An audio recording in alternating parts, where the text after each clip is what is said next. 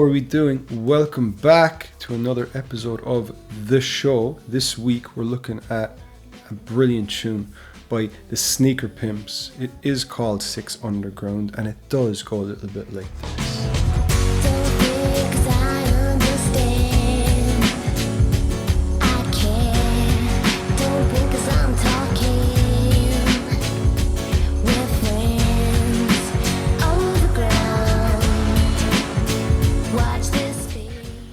Watch this space, she says, and rightly so, because a lot of people were watching that space when this came out in 1996.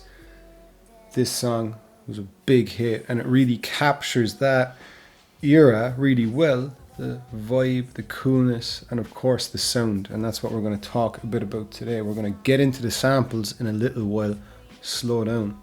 Alright, first we got to do a little bit of storytelling on a bish, because this has a great story behind it. So why don't we get stuck into that? First of all, we're going to take a little trip to a town called Hartlepool, up north of England, up kind of near York, I think. And there's two lads there, Liam Ho and Chris Kiona, and they bond over a love of music and samples. Right, I'm going to stop the voice here.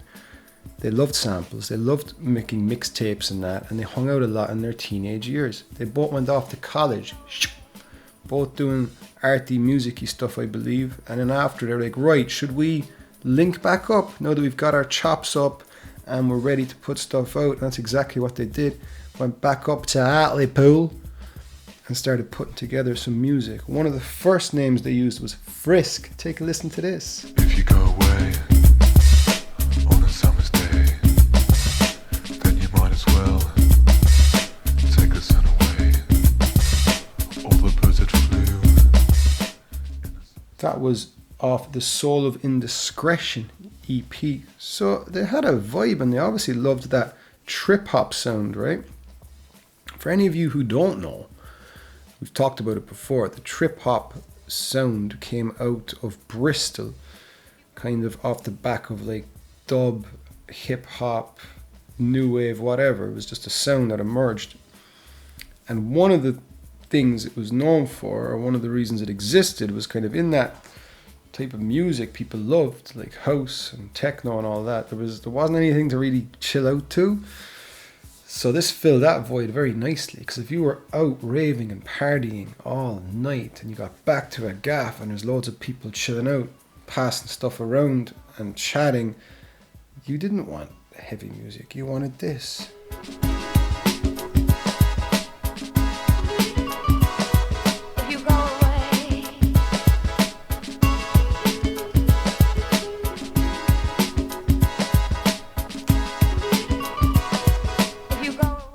Like that's what you wanted, right? You wanted music to vibe you out. Trip hop fitted in there nicely. So of course you got Massive Attack, Portishead, that type of sound. These lads were obviously keen. Liam and Chris were making that type of sound too, and they got some attention, right? A label called Clean Up Records was like, lads, get stuck in, right? Let's make some more EPs. They released another one under the name Line of Flight. Let's take a listen to that.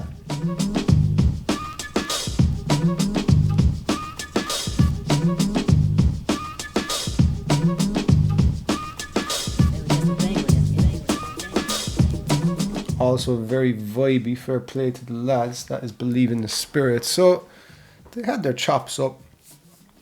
The label was like, why don't you put out an album, lads? This is sounding good. Come on. Off you go, put something together. They're like, you know what, let's do that. We love music, we want to put our own sound out there, let's write an album, right? Bit different to an EP, bit longer, more of a structure. So they went up to Hartlepool into Liam's parents' house, where they sat down and wrote this album. And they were catching the vibe. They thought the songs were really good.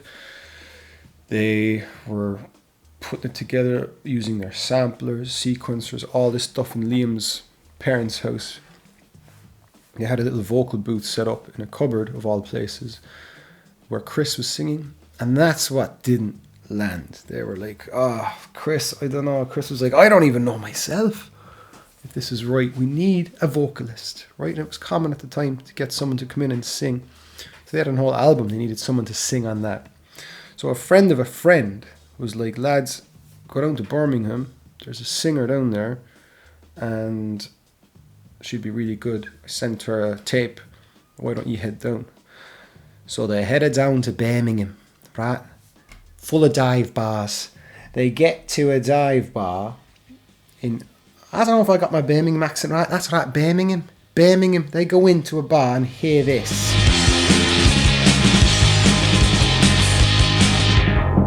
And they're like, right, where's the singer? Aren't we supposed to be meeting her here?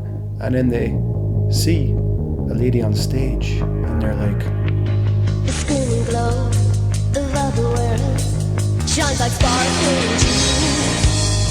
How can I know? I think that's the singer, Liam says to Chris with a glint in his eye. At the time, she was singing with this punk band, the Lumières. It's cold and dark. You are alive. You understand the deep inside that's burning hot. What a tune, right? So she was singing with them at the time. They loved her stage presence, her voice, and her attitude. And she was, of course, Kelli Dayton, right? And like I said, they wanted her in the band, right? They needed that secret sauce, so to speak. So after the gig, they were like, that was unreal. We're the lads that had that album. They had a few pints, and she was like, yeah, I'd love to come up and sing on that. I've been looking for something a bit of that style. So they said, right, come up to Hartlepool. We're heading up. We'll get the album recorded. She was like, grand. So they all headed up, and basically a lot of the album was done, but they wanted her to do the vocals. So apparently the sessions was her getting into the cupboard and singing, and afterwards they would all drink loads of red wine, and they had a collaborative, creative time. And yeah, the result of that was the album Becoming X, which we will get into now.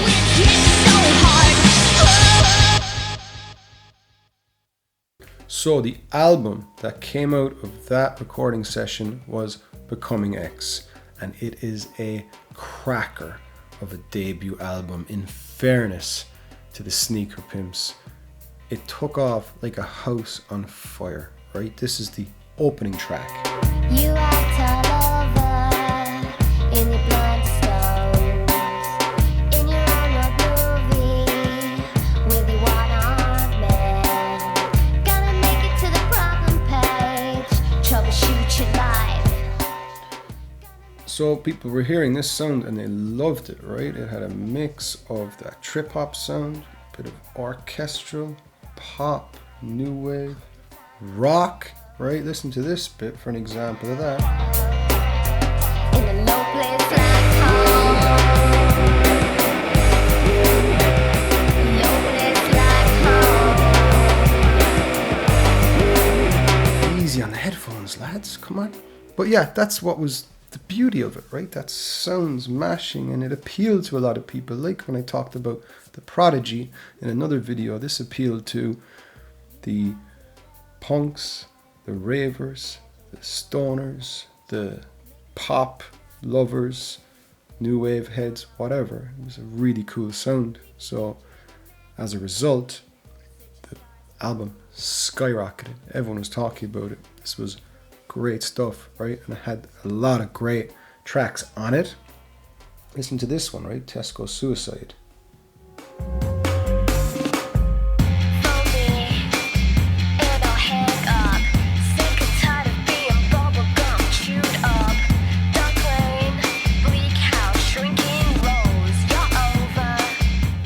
Like, so 90s, so class, in fairness. And the label loved it, right? Clean Up Records were cleaning up. They were delighted with this, right? And the lads were very happy that their sound was getting loads of recognition. It was also very kind of like anti-capitalist and anti-consumerist, which was quite funny because one day they get a call from a big corporation across the pond. Bring, bring, bring, bring. Phone call. Hello? How you doing? This is Jimmy in New York City. I'm calling on behalf of Virgin Records. That's right. We love the Sneaker Pimps. We want to sign you to Virgin. I have a contract right here in front of me. We're putting you on a plane tomorrow to get over here, over there, over here. See you then. Bye. And that was it. Just like that, they got signed to Virgin Records. And what quickly became apparent was they were selling, right? They were a product to a company like that. And the biggest product was Kelli, this voice here.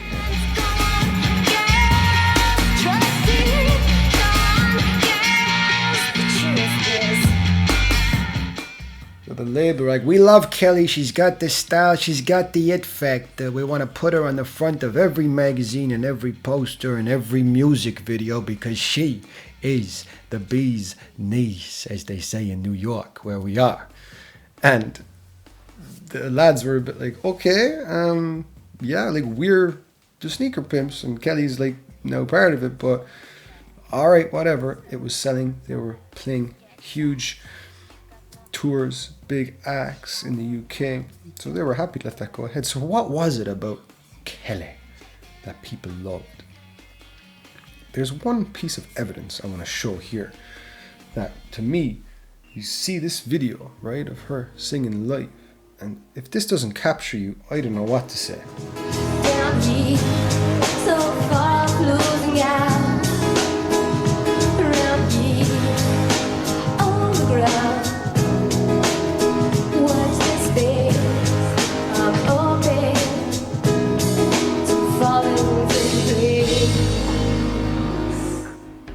Did you see that? Like, what happened there when you were watching that? Were you not enthralled by the beauty of her? She had the voice, the look, the eyes, the bangs, the vibe, the coolness, the character, creativity. Everyone wanted to be her or be with her, whatever way you want to look at it. And that was a big part of what sold the product, right? She was also just incredibly talented. So they toured in UK, they toured with Blur, Aphex Twin, Placebo, so they played with some huge acts. Then they were going over to do a US tour. Now, I need to stop and do a little sideliner, and the house heads, you're going to love this one, right? They had a song called Spin Spin Sugar, which is a great song in itself. But someone else from across the pond in New York City, Armand Van Helden, right, who I talked about in another video before, he heard this track or reached out or whatever and was like, I'm going to remix that, okay? And it happens all the time, especially back then. Remixes were all the style. Sneaker Pimps remix songs themselves, right? Big whoop-de-doo. Why am I talking about this remix? Well, allegedly, this song birthed the whole speed garage wobbly bass sound that took over in the UK a bit later than this, right? Allegedly, right? That's what the rumors are saying. But it's really cool that this was one of the first times that wobbly bass was done, which went on to be in loads of dubstep and other stuff. There's even a big drop, right? Let's just play it so you can hear and judge for yourself. So this huge drop starts here on the 2-minute mark, and if I time it correctly, no, this was huge in clubs at the time.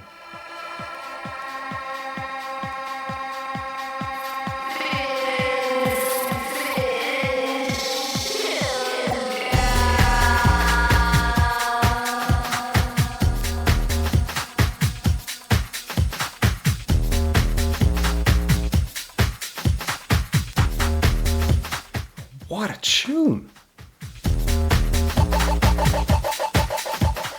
that kind of like syncopated bass. It's a bit garagey, like we heard in Wild Child a couple episodes back.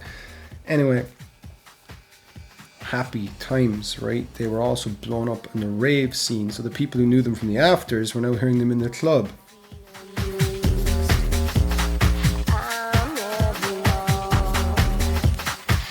Great side note there. So anyway, things were looking fantastic for the Sneaker Pimps, and they decided to go on a US tour, right? The Becoming X tour, let's say, where they're playing all these great songs. But this is where things took a little turn for the not so good. Cue sad song from the album.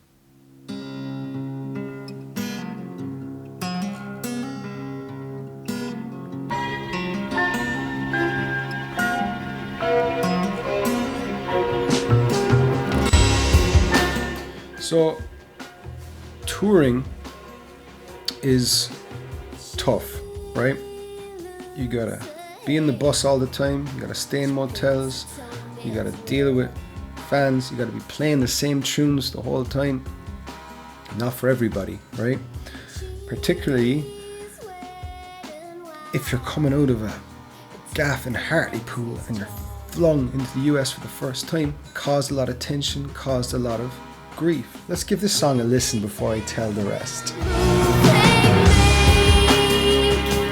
She takes everything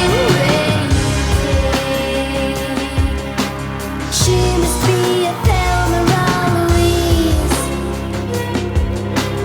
She must be a postmodern sleaze. So anyway, right? Took its toll. They had some bad experiences. They had a lot of beef with Marilyn Manson, of all people, after recording with him, and he didn't use what they had, wouldn't give it to them. They weren't happy with him. The media piled on that. Lots of pressure. The lads were suffering with their mental health, as you might say.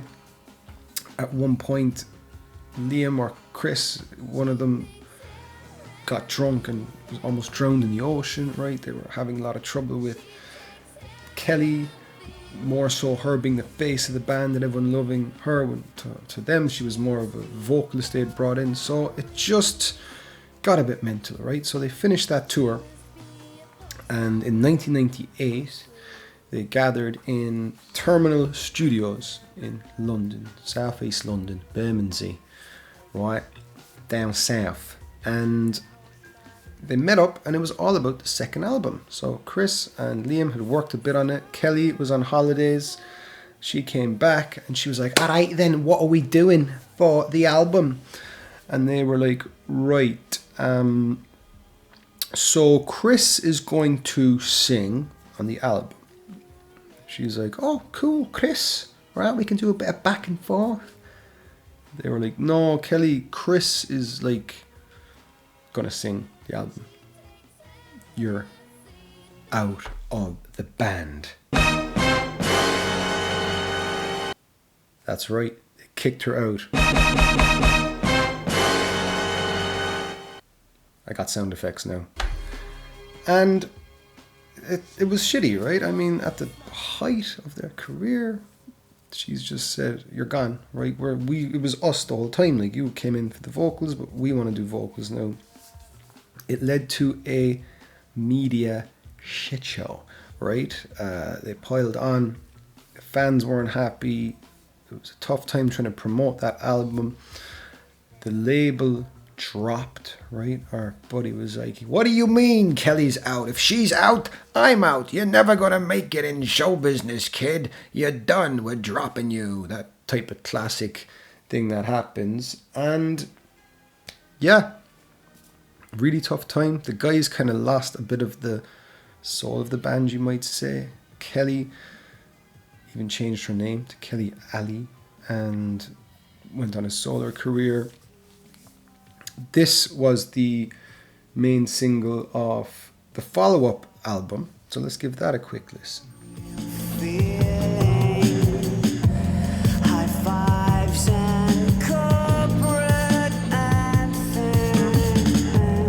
So that's Christy Stell. Now, I have to say, I haven't listened to much of it, but from my research, people do love this album, and a lot of people love the Sneaker Pimps and what they've done, and there's been great music there. Chris went on to be in a band IMX, which was a bit darker again.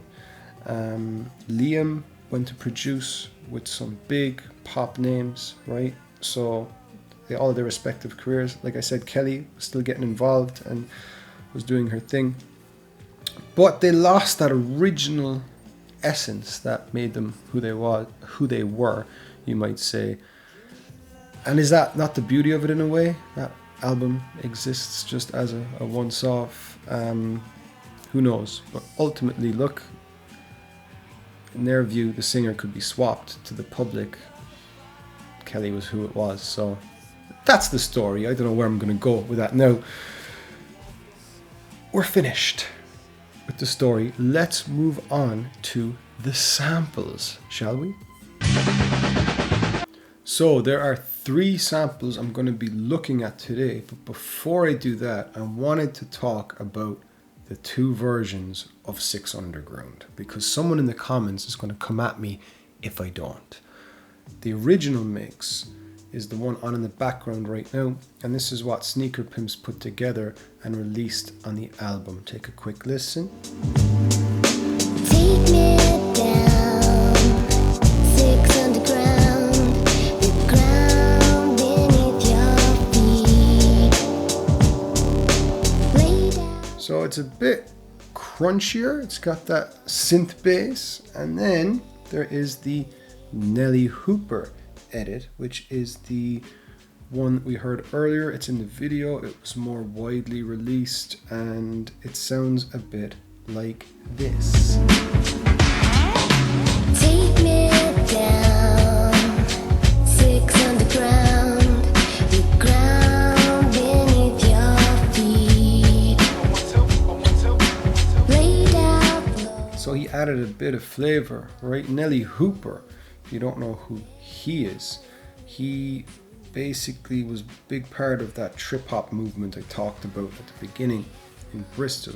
Worked alongside Massive Attack, but then he went on to bring this kind of sound into the mainstream via vehicles like Bjork, Madonna. He did the soundtrack to Romeo and Juliet, which is a very 90s one with Baz Luhrmann, and he even did the tune Nothing Compares to You by Sinead O'Connor. A banger, right? An absolute banger. But anyway, he was no stranger to giving a song a bit more mass appeal, so he did that edit, right? So now that that's out of the way, I think what we need to do is get sampling, and before I do that, I need to introduce this fella right here. If you don't know him, Dr. Sample, aka the Boss Man, aka SP303, aka my good friend. How are you feeling about the Six Underground song? I'm so excited, I can't wait. Brilliant, I'm delighted to hear. I'm excited too, and like, I personally love this song. What do you think about it? I like it. Yeah, okay, you like it, alright, you can have a different opinion, but I know you're happy to be doing that, right?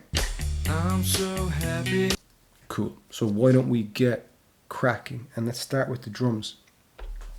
The drums come from a band called Power of Zeus. They were a psychedelic rock band, I believe out of Detroit. I don't have it in my notes, correct me if I'm wrong. And they had a song called Sorcerer of Isis, and there's a drum break at the beginning of this song that was sampled all over the place, right? Especially in hip hop. Take a listen.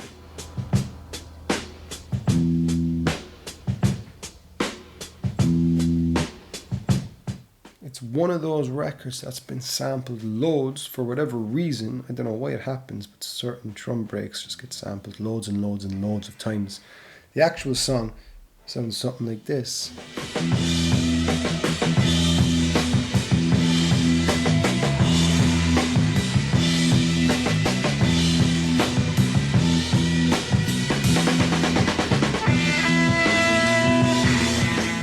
It's a tune, right? Kind of stoner rock, so suited to hip hop and very suited to one group which I wanted to show that also used this sample in one of their tunes. Do you know this one? Behavior on the mind when I got your back, you know I got your back each and every time. Throw your set in the air. Come on, wave it around like you just don't care. Throw your set in the air. Throw it up, wave it around like you just don't. It is Cypress Hill.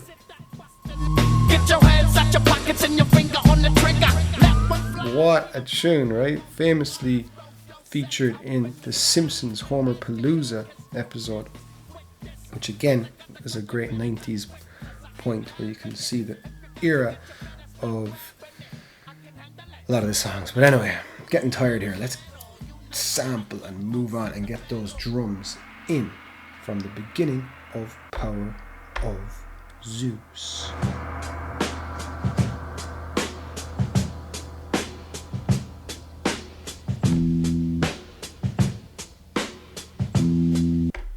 So that bit in the middle there, I'm gonna loop. Was it a one-shot wonder?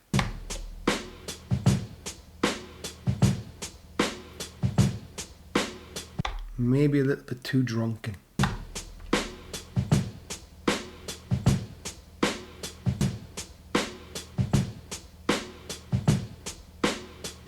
And that's it, a drum loop just like that. Another reason why a lot of these quick loops were popular is the samplers had very little memory. This has little memory, to be fair.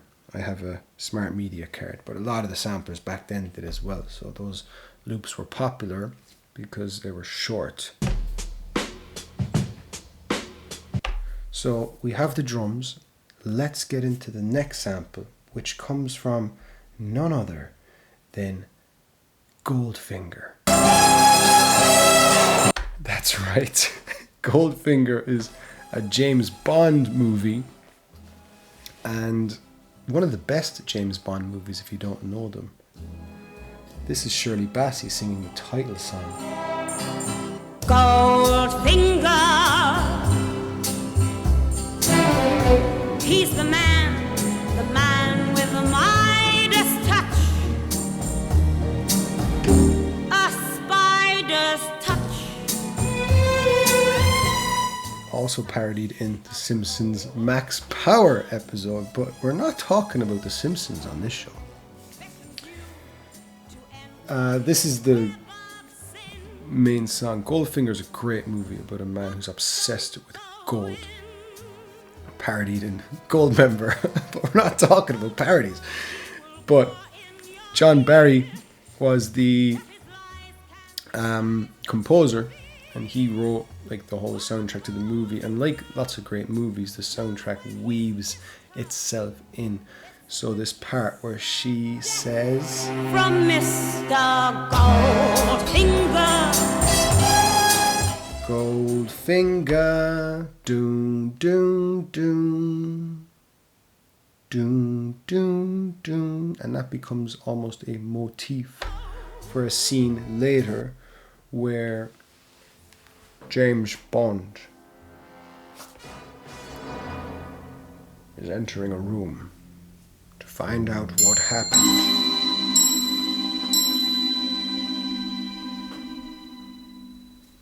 And he sees a woman covered in gold. It's a great movie.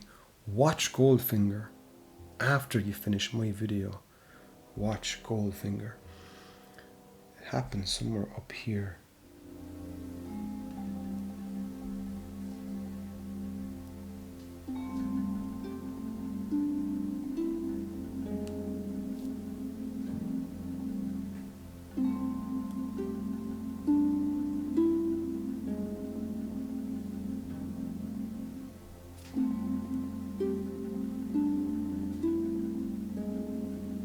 It's tension, right? And this was done a lot back then. Movie soundtracks were sampled to give something tension, right? I've done that in a Nas one, I believe, and maybe the Moby one. I don't know, right? I don't know. But anyway, maybe Sneaker Pimps had Goldfinger in their mum's house, and Liam's mum's house and they were watching it. But anyway, let's just sample it in, shall we? Why am I going on and on?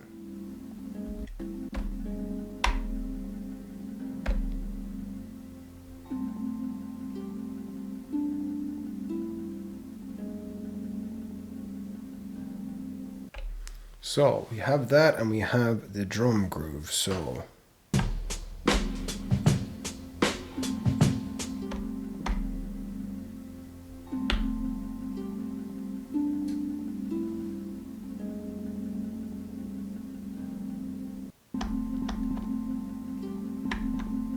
first of all, it's very quiet.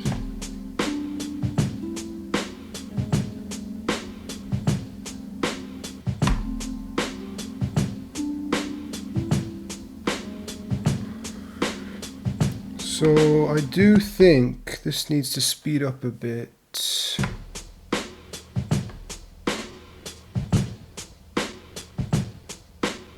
Lay me down, 6 underground.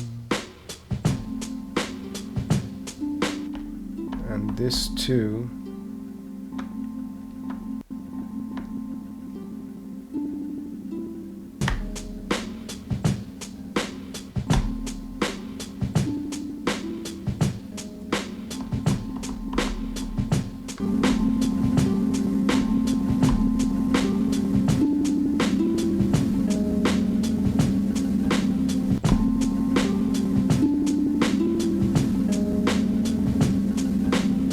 So I put on vinyl sim there to increase that, but something's wrong with this.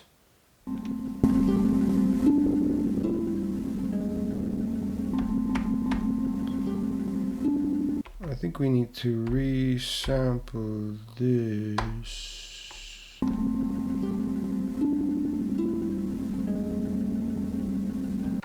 And I'm also just going to do it again.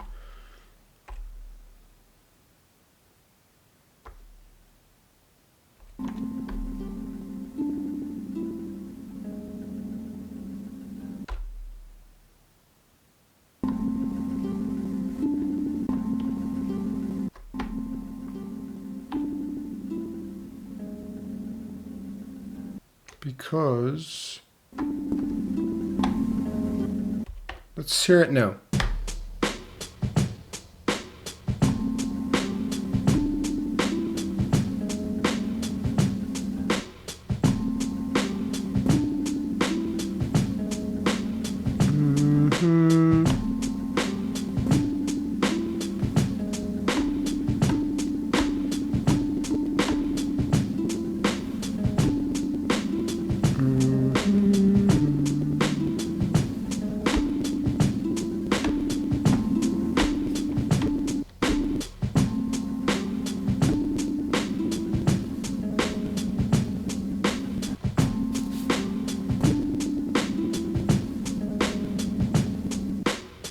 Close enough, and I hate to say it, but the Doctor doesn't handle the pitch that well. You can hear the fragments. It's fluttering like a butterfree. This is the original.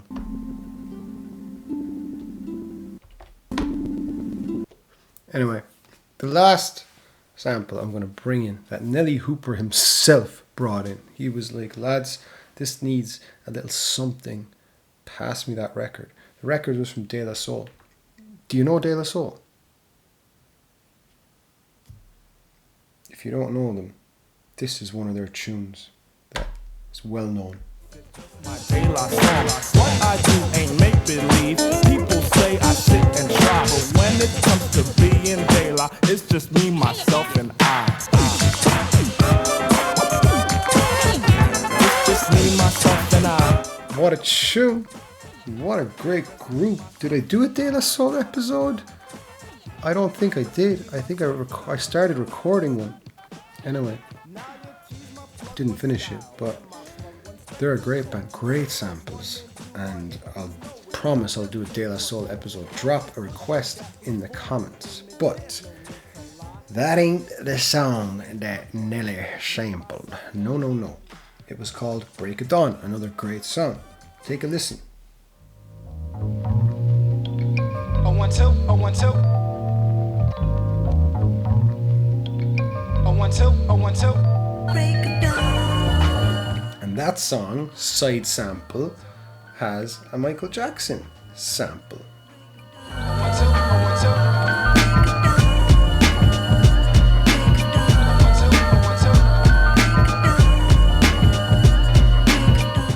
2. Great tune there, and that is what Nellee took the a 1-2 and 1-2 out of, which this has running through it as well.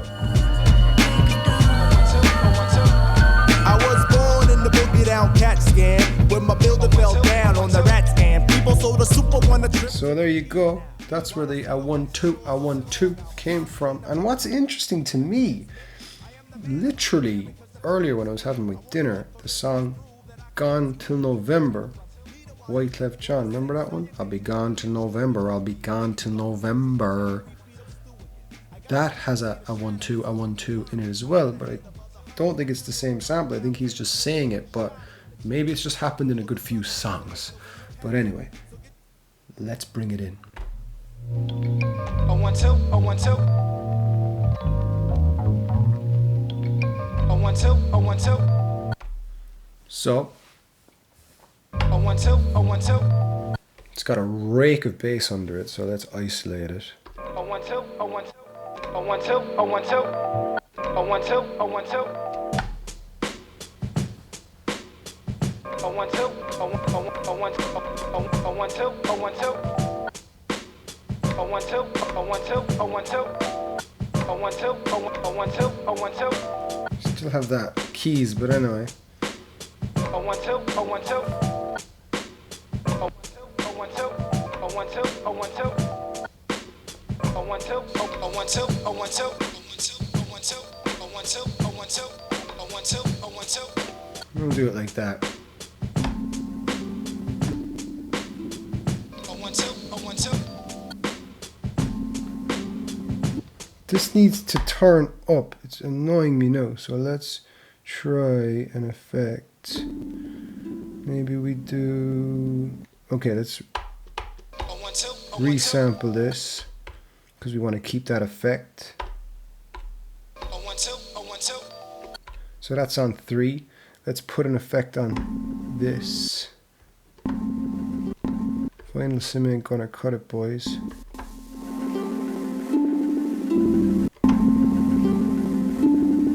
We'll just do the isolator.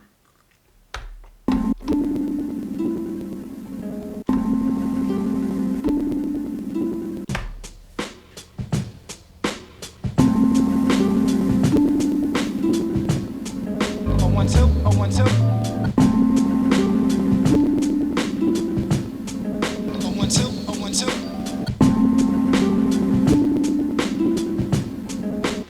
Doom, doom, doom. Sorry, one more time to take the edge off. I'm gonna resample.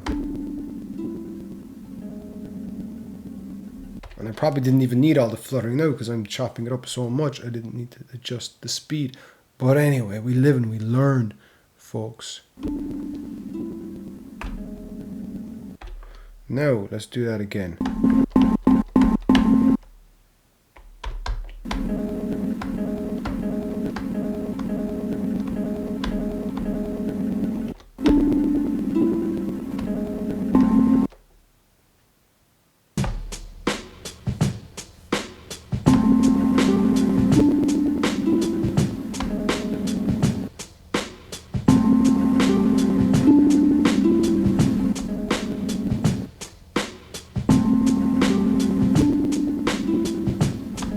Oh, 1 2, oh, 1 2.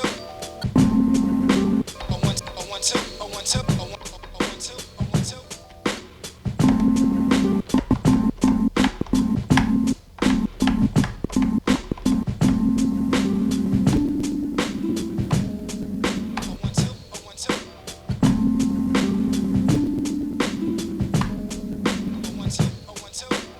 That's it, folks. It's been a long enough episode with a decent story and an okay sampling session. Hope you enjoyed. Drop a subscribe, drop a comment, like the video if you like it, right? Dr. Sample, did you like the video?